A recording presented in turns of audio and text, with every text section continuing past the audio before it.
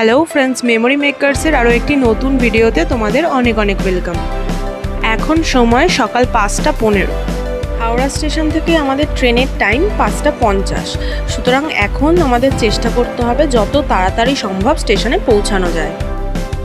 চলো, পৌঁছে গেছি হাওড়া স্টেশন, আর এটা হলো 21 নম্বর প্ল্যাটফর্ম। আমরা পৌঁছানোর আগেই আমাদের ট্রেন এসে দাঁড়িয়ে আছে। আসো, তোমাদের সবাইকে ট্রেনটা ভালো করে ঘুরিয়ে দেখাই। হ্যাঁ, এটাই বন্দে ভারত এক্সপ্রেস, আর এর কালারটা অরেঞ্জ আর ব্ল্যাক। এছাড়াও আরও একটা কালার তো তোমরা জানোই, হোয়াইট অ্যান্ড ব্লু। এই গাড়িটির ডেস্টিনেশন হাওড়া টু পুরী। সুতরাং বুঝতেই পারছো, আজ আমরা যাচ্ছি পুরী শ্রী জগন্নাথ ধাম। আমাদের সিটটা পড়েছিল লাস্টের থেকে 2 নম্বর বগিতে, সেখানেই যাচ্ছি। চলো,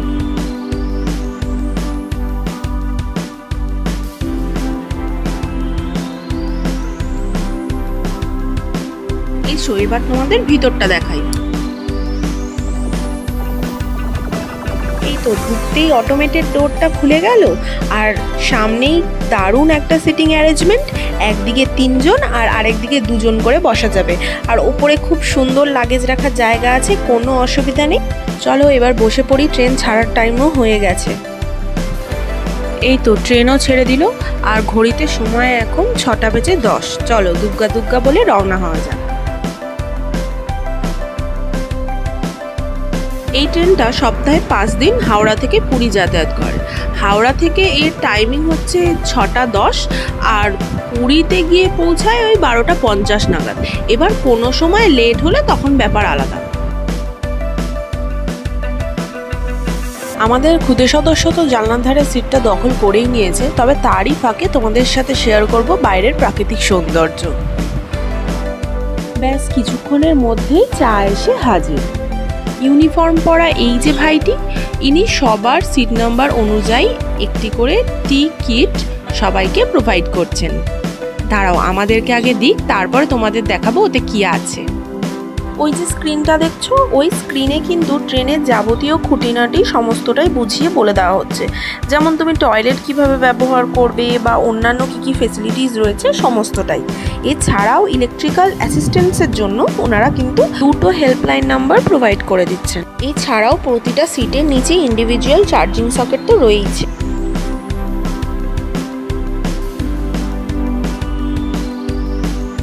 এই যে আমরাও টি কিট পেয়ে গেছি, চলো দেখে নিই এর মধ্যে কি কি আছে।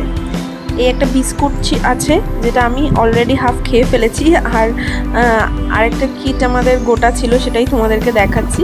আর চায়ের সামগ্রী বলে একটা প্যাকেট আছে, তার মধ্যে ওই দুধ, চিনি, টি ব্যাগ এগুলো রয়েছে আর কি। দাঁড়াও তোমাদের একটু ভালোভাবে দেখাই।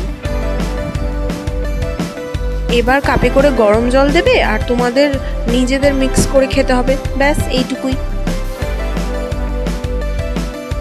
চায়ের কাপে চুমুক দিতে দিতে হঠাৎ বাইরে নজর যেতেই দেখলাম রূপনারায়ণের উপর এই যে বিশাল ব্রিজটা, এটা কিন্তু কোলাঘাট ব্রিজ। আর আমরা এখন যাচ্ছি আপ লাইনে। পাশেই যে ব্রিজটা দেখছো সেটা কিন্তু ডাউন লাইনের ব্রিজ, আর এর ওই পারে আছে ন্যাশনাল হাইওয়ে 6। দেখে আন্দাজ করাই যায় যে ব্রিজটা নেহাতি ছোট নয়, 804 মিটার দীর্ঘ একটা রেলওয়ে ব্রিজ।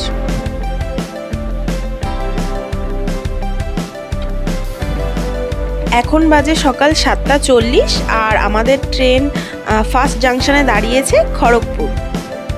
এই খড়গপুর স্টেশনই ছিল একসময় ইন্ডিয়ার দীর্ঘতম রেলওয়ে স্টেশন। খড়গপুর ছাড়তে না ছাড়তেই আমাদের ব্রেকফাস্ট চলে এসেছে, আর ব্রেকফাস্টে আছে টমেটো কেচাপ, সাথে জ্যাম, বাটার, আর 2টো ব্রেড, সাথে একটা ছোট কেক, অমলেট, আর ফ্রেঞ্চ ফ্রাইজ, সাথে কিছু ভেজিস। এটা ছিল ননভেজ প্ল্যাটার, আর এছাড়াও একটা ভেজ প্ল্যাটারও আমাদের ছিল। সেখানে সবই সেম, শুধু অমলেটের বদলে ভেজ কাটলেট ছিল। খড়গপুরের পর একদম সোজা আমাদের ট্রেন হল্ট করেছিল বালেশ্বরে। ট্রেনের স্পিড এখন 110, আর এই সময়ই অ্যানাউন্স করা হচ্ছে যে তোমরা কি কি ফুড সার্ভিস এই ট্রেন থেকে পাবে, লাইক টি, কফি, ব্রেকফাস্ট। এছাড়াও কোন কোন সার্ভিসের জন্য তোমাদের পে করতে হবে, সব কিছু ডিটেলসে বলে দেওয়া হচ্ছিল। দেখতে দেখতে আরও একটা হল স্টেশনে এসে পৌঁছালাম, জাজপুর কেওনঝড় রোড। এটা আমাদের ট্রেনের 3rd স্টপেজ। এই জাজপুরেও কিন্তু দেখার মতন অনেক জায়গা আছে, যেমন বিখ্যাত একটা জলপ্রপাত খণ্ডধারা। এছাড়াও আছে একটি পবিত্র স্থান গুনাশিকা, যার প্রাকৃতিক সৌন্দর্য মনকে মুগ্ধ করবেই। এছাড়াও আছে তারিণী মন্দির, আরও কত কি। উড়িষ্যা রাজ্যে পুরী জগন্নাথ ধাম ছাড়াও গোটা রাজ্য জুড়ে নানান দর্শনীয় স্থান রয়েছে। রয়েছে হিন্দু ধর্মীয় বিভিন্ন মন্দির, এছাড়াও নানান ঐতিহাসিক স্থান, যা একটা ভিডিওতে দেখানো সম্ভব নয়। চলো এবার ওয়াশরুমটা দেখেন। বিশাল একটা আয়না, তার সামনেই রয়েছে একটা ঝকঝকে বেসিন, বাঁদিকে হ্যান্ড ওয়াশ আর ডান দিকে হ্যান্ড ড্রায়ার, আর বেসিনের নিচেই রয়েছে ডাস্টবিন। ছাড়াও টয়লেট সিট তো রয়েইছে, সেটা আর দেখালাম না, তবে ইন্ডিয়ান ওয়েস্টার্ন দুটো অপশানই পাবে। ওই যে দূরে দেখা যায় পাহাড়, ওই পাহাড়ের সৌন্দর্য কিন্তু সবার থেকে আলাদা। ওটা হলো নীলগিরি, আর এই নীলগিরির ডিটেলস ভিডিও কিন্তু আমাদের চ্যানেলে অলরেডি আপলোড করা আছে। তোমরা চাইলে আমাদের চ্যানেলে ভিজিট করতে পারো। সেখানে গেলেই তোমরা দেখতে পাবে যে নীলগিরিতে কত জানা অজানা দেখার জায়গা রয়েছে। মাত্র 2 দিনের ছুটিতে কিভাবে নীলগিরির সমস্ত দর্শনীয় স্থান ঘুরে দেখবে তার ডিটেলস কিন্তু সেই ভিডিওতেই পেয়ে যাবে। পথে যেতে যেতে আরও এই সমস্ত জানা অজানা পাহাড়ের দেখা মিলেছে। কি সুন্দরই না এই প্রাকৃতিক সৌন্দর্য, তাই না?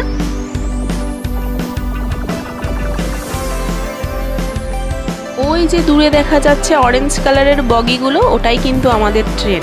আর এইভাবে সাপের মতন এঁকে বেঁকে চলেছে গোটা পথে।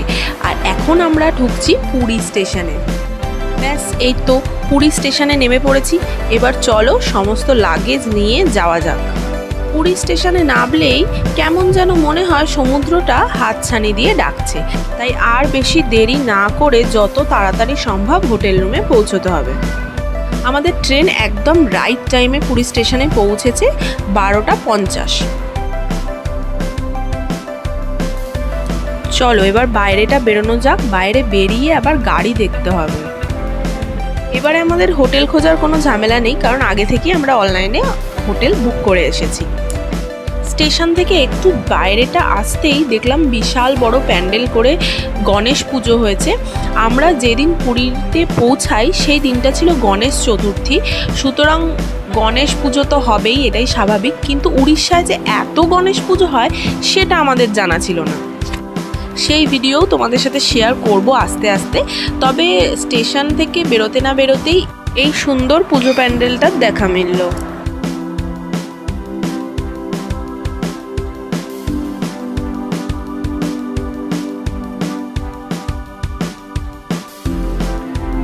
আর এই প্যান্ডেলটার একদম উল্টো দিকেই কিন্তু পুরী স্টেশনের অটো স্ট্যান্ড। এখান থেকেই তোমরা হোটেলে যাওয়ার জন্য গাড়ি পাবে। এই তো আমরাও গাড়িতে উঠে পড়েছি, এবারে হোটেলের উদ্দেশ্যে রওনা দিয়েছি। চলো পুরীর রাস্তাঘাট দেখতে দেখতে হোটেলে পৌঁছানো যাক।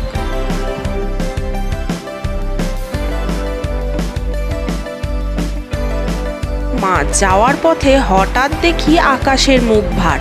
আমরা কিন্তু হোটেলে পৌঁছানোর আগেই হালকা বৃষ্টি শুরু হয়ে গিয়েছিল, আর ওই যে দূরে ওখানেই কিন্তু সমুদ্র। চলো যাওয়ার পথে তোমরাও হালকা করে একটু সমুদ্র দর্শন পাবে। এই তো এই যে ঝাউ গাছ, এটাই হলো সি বিচ, আর এর ওই পারেই সমুদ্র। হোটেলেও পৌঁছে গেছি। চলো তোমাদেরকে রুমটার একটু ছোট্ট ট্যুর দিয়ে দিই। ঢুকতেই একটা বিশাল বড় ডাইনিং কাম কিচেন, আর এই সুন্দর একটা বড় ডাইনিং টেবিল রয়েছে, সাথে রান্না করার জায়গা আর বাসনপত্র তো রয়েইছে। একটা আলমারি রয়েছে, যদিও আলমারির চাবি আমাদের কাছে নেই, হ্যাঁ ওটা কেয়ারটেকারেরই, তবু গরমের জন্য একটা কুলার দেওয়া রয়েছে, এটা প্রয়োজনে ব্যবহার করা যেতে পারে। আর এই রয়েছে একটা বেডরুম,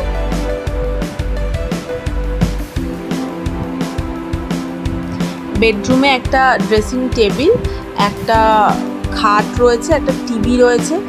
আর এই যে খুদেবাবু এসেই তার কাজ শুরু করে দিয়েছে, ওনাকে তো এসব কাজ করতেই হবে। যাকে বাদ দাও। আর এটা তো আমাদের লাগেজ। আর এই দিকে রয়েছে একটা বাথরুম। ওই দেখো আয়নায় দেখো, দেখতে পাচ্ছ কি কাজ করছে, সব সময় ব্যস্ত, এসেই শুয়ে পড়েছে। এতটা জার্নি করে ক্লান্ত কি না। যাকে এই হলো বাথরুম। বাথরুমটা মোটামুটি পরিষ্কারই ছিল। একটা বেসিন রয়েছে, সাথে আয়না রয়েছে, টয়লেট সিট, শাওয়ার টাওয়ার, মোটামুটি প্রয়োজনীয় যা জিনিস সবই রয়েছে। আর এইটা হলো আমাদের আরও একটা রুম। আমরা দুটো রুম নিয়েছিলাম, এটা হচ্ছে সেকেন্ড রুমটা। দেখো এটাতেও সেম একটা বড় ডাইনিং রয়েছে, সাথে অ্যাটাচ বাথরুম আর একটা বেডরুম রয়েছে। এটাতে দেখো একটা ফ্রিজও রয়েছে, ডাইনিং টেবিল রয়েছে। আর আমি তো এসেই বাসনপত্র মাজতে লেগে গেছি, কারণ সবার খুব খিদে পেয়ে গেছে। যাই হোক, এইটা ছিল একটা বাথরুম, যেটা দরজাটা আপাতত বন্ধ। আর এই হচ্ছে বেডরুম। এখানে একটা আলনা রয়েছে, এখানেও একটা কুলার রয়েছে। আর পাশেই রয়েছে একটা খুব মডার্ন ড্রেসিং টেবিল, মনে হলো যেন নতুনই। যাই হোক, এদিকে একটা জানলা রয়েছে, জানলার সামনেই রয়েছে একটা আলনা, একটা বড় খাট রয়েছে। আর এই রুমেও কিন্তু একটা টিভি রয়েছে। এটা একটা এলসিডি টিভি রয়েছে। আর এই দেখো এনাকে তো সব জায়গায় থাকতেই হবে। যাই হোক, চলো এবার সি বিচের দিকে একটু যাই। সমুদ্র তো ডাকছে নাকি। হোটেলে পৌঁছে খাওয়া দাওয়া সেরে একটু রেস্ট নিয়ে সমুদ্রে যেতে যেতে আমাদের কিন্তু একদম বিকেল হয়ে গেছিলো। বিকেলবেলা এখন আমরা যাচ্ছি সবাই মিলে সমুদ্রে। আর এই যে বড় মেন রোডটা দেখছো, এই মেন রোডের এই যে গলিটা, এই গলিতে ঢুকে সেকেন্ড হোটেলটাই কিন্তু আমাদের। সুতরাং বুঝতেই পারছো একেবারেই বেশি দূরে নয়, সমুদ্র থেকে একদমই কাছে, জাস্ট মেন রোডটা পেরোলেই আমাদের হোটেল। চলো এবার সি বিচে নামি, আর পায়ে একটু সমুদ্রের জল লাগাই, গায়ে একটু সমুদ্রের হাওয়া লাগাই, মন মাথা সবই ঠান্ডা করি। পুরীতে আসবে আর উটের দেখা পাবে না, এটা তো হতে পারে না। তাই সি বিচে নামতে না নামতেই উটের দেখা মিলেছে। আমার ছোট্ট ছানাকে যদিও বা বোঝানোর চেষ্টা করলাম, উনি পাত্তা না দিয়ে নিজের মতোই চলে গেলেন। যাই হোক, এই যে সমুদ্রের গর্জন কানে এলে আলাদাই শান্তি অনুভব হয়, পায়ে সমুদ্রের ঠান্ডা জল লাগলে আলাদাই শান্তি অনুভব হয়। আর এই যে সৌন্দর্য, এটা কিন্তু ঠিক মুখে বর্ণনা করার মতো নয়। এই সৌন্দর্য আলাদাই, এটা শুধুই অনুভব করার জন্য। এদিকে গাড়ি দেখা মাত্রই আমার ছোট্ট ছানার আবদার যে তাকে চড়াতে হবে, তাই অগত্যা কিছু করার নেই, তাকে বসাতেই হলো। সেও একটু মজা করে নিল।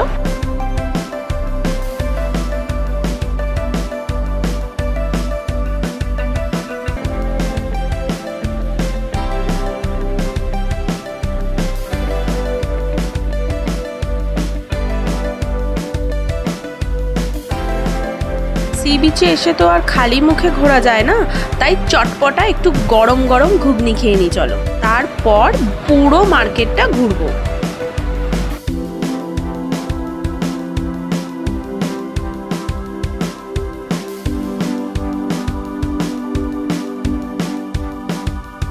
এই তো সি বিচের সেই বড় মার্কেটটা। তবে গণেশ পুজোর জন্য এই যে দেখছো বেশ কিছু স্টল কিন্তু বন্ধ। আজ তবে এইটুকুই থাক, বাকিটা আসছে নেক্সট ভিডিওতে। টাটা।